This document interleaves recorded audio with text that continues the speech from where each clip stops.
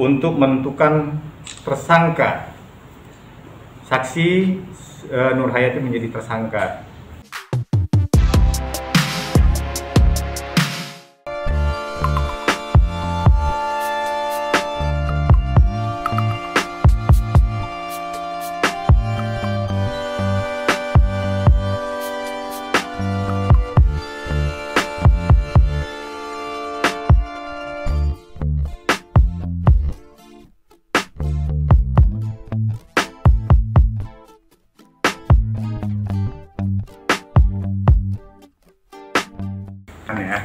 Proses penanganan perkara ini dari awal sampai dengan pada saat ini, di mana perkara ini berasal dari penyidik Polres Cirebon Kota, di mana pada awalnya yang dikirimkan adalah perkara atas nama Supriyadi dengan jabatan selaku berkas Supriyadi kita teliti, kemudian kita memberikan petunjuk di P18 P19, di mana dalam perkara Supriyadi diduga melakukan tindak pidana korupsi di dana desa pada tahun 2018, 2019, dan 2020. Berdasarkan perkara tersebut, kami memberikan petunjuk P18 P19.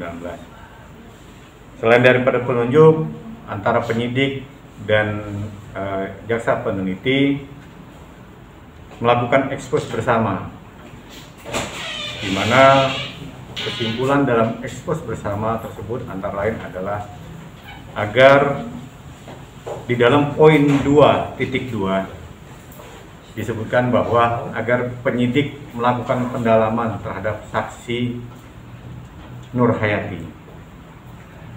Berdasarkan petunjuk itulah, kemudian penyidik melakukan pendalaman.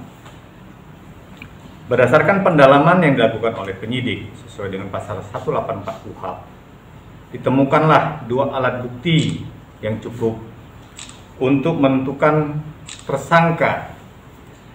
Saksi Nur Hayati menjadi tersangka kerjasama dengan Supriyadi melakukan tindak pidana korupsi di dana desa. Jadi kita harus pisahkan dulu kewenangan masing-masing antara penyidik dan jaksa peneliti. Sesuai dengan KUHP bahwa yang berhak menentukan adanya tindak pidana korupsi ataupun tindak pidana lainnya dan siapa tersangkanya berdasarkan penyidikan yang dilakukan oleh penyidik, di mana di pasal 184 KUHP dijelaskan ada 5 alat bukti yang harus didapat oleh penyidik, minimal 2 alat bukti, baru terhadap seseorang itu dapat dinyatakan sebagai tersangka.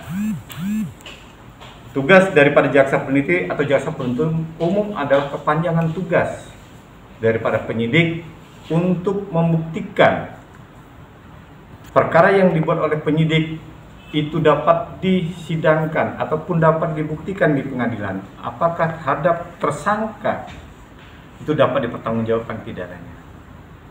Jadi harus seiring sejalan antara penyidik dengan penuntut umum, tidak ada yang terpisahkan dalam hal ini. Jadi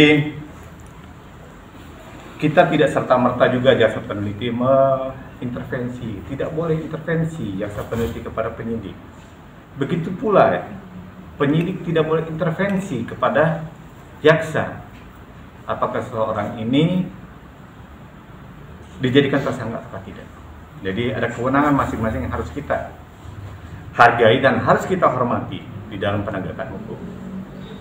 Mungkin itu yang dari kami dapat sampaikan.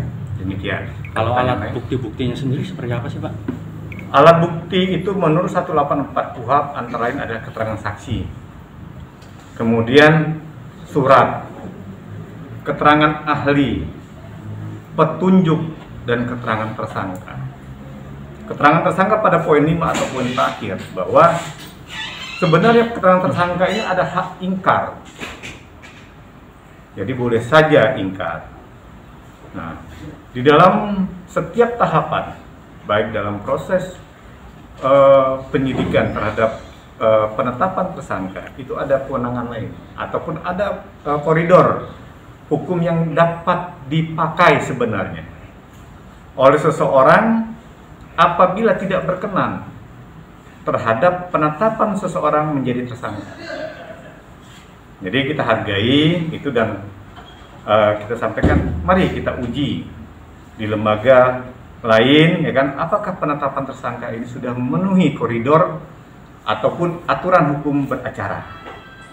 Jadi kita tidak membatasi, ya, boleh, silakan. Oke, Ya. Pak, ini kan pertama Supriyadi, Pak. Ya. Kemudian pertama Supriyadi, kemudian P18, P19 Ya. dikembalikan kepada kepolisian. Ya. Apa ya alasan jaksa peneliti mengembalikan berkas itu ke polisi? Ya, ada alat bukti yang belum terpenuhi. Ya. Apa saja itu, Pak? Mohon izin kami tidak bisa sampaikan karena itu ranah daripada penegak hukum, isi daripada P18 P19. Ya. Jadi di situ kita tuangkan apa yang harus dipenuhi agar perkara ini lengkap, terpenuhi syarat formil dan materialnya. Itu, Mas. Tapi memang pihak kejaksaan mengirimkan kepada kepolisian ada petunjuk untuk pendalaman lebih lanjut. Ya, di dalam poin 2.2 disebutkan dalam berita acara koordinasi yang ditandatangani oleh penyidik dan jaksa peneliti. Dikatakan di situ bahwa agar penyidik melakukan pendalaman terhadap saksi Nur Hayati, gitu loh, supaya dapat kita jelas semua. Jadi tidak serta-merta penyidik juga langsung tiba-tiba melakukan penetapan tersangka, tidak. Berarti Nah, itu kewenangan penyidik, Mas, ya. ya, berarti jaksa peneliti menganggap bahwa Supriyadi dan kasus yang pertama dikirimkan oleh kepolisian belum lengkap. Ya. Apakah jaksa peneliti mengetahui status Nur Hayati sebagai whistleblower di sini? Ya, di dalam aturan perundang-undangan bahwa pelapor ataupun yang melaporkan, ya kan, itu dilindungi oleh hukum. Oke. Saya tidak bicara apakah itu Nur Hayati sebagai pelapor atau siapa, saya tidak memberi komentar karena bukan domain saya. Itu adalah domain penyidik dan saya tidak boleh mencampuri ke sana. Tapi jaksa mengetahui status Nur Hayati sebagai pelapor. Saya tidak mengetahuinya, Mas. Sesuai dengan berita acara, ya kan, di situ ada tanda laporan dan segala macamnya. Apakah itu menjadi pelapor ataukah tidak? Seperti saya katakan dari awal bahwa saya tidak berwenang. Yang tahu adalah penyidik dan itu sangat dirahasiakan oleh penyidik, ya kan? Seperti kalau kami mendapat laporan, yang biasanya yang kami periksa terdahulu adalah pelapor, supaya kita mendapatkan bukti awal yang akurat. Dan pelapor ini kita sembunyikan, bukan sembunyi, namun kita rahasiakan, supaya tadi tidak menjadi suatu hal yang tidak baik di kemudian hari. Oke, jika Ya. penyidik peneliti, jaksa peneliti mengetahui bahwa Nur Hayati itu adalah sebagai pelapor, apakah juga boleh atau berkewajiban melindungi Nur Hayati sebagai pembongkar kasus korupsi ini? Saya tidak bisa berandai-andai, ya. Tapi yang pasti sesuai dengan aturan hukum, setiap pelapor pasti dilindungi dan dirahasiakan identitasnya. Jelas diatur oleh undang-undang. Saya tidak bisa melampaui ataupun mengasih pendapat lebih jauh tentang apakah benar Nur Hayati sebagai pelapor ataukah tidak. Saya takut terkena larangan oleh hukum untuk merahasiakannya. Ya, tetapi itu ada. Pasti penyidik lebih tahu siapa yang melaporkan, dan kebetulan kita juga cari info lain, ya kan, berdasarkan apa polisi ataupun penyidik melakukan penyidikan, ya kan, itu kan kalau tidak salah itu hasil perhitungan daripada inspektorat. Kita dapatkan, ya kan, LHP daripada inspektorat.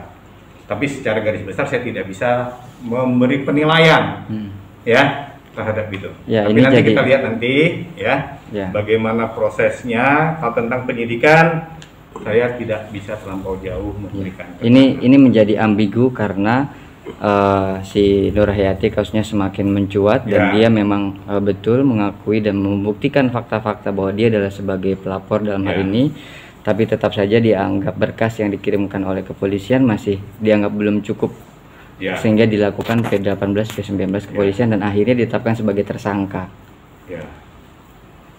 Ini menjadi ambigu, Pak, makanya kita menanyakan kepada Kejari. Saya seperti dari awal sudah saya terangkan ya, bagaimana proses penanganan perkaranya, ya kan? Apakah dia melapor ataukah tidak ke saya tadi, ya? Saya tidak bisa terlampau jauh masuk dalam proses penyidikan, karena status kami di sini adalah sebagai jaksa peneliti. Jadi nanti bias, ya, pengertiannya, dan saya juga kata saya tadi, saya tidak bisa mencampuri sekali lagi dan tidak bisa intervensi kepada penyidik.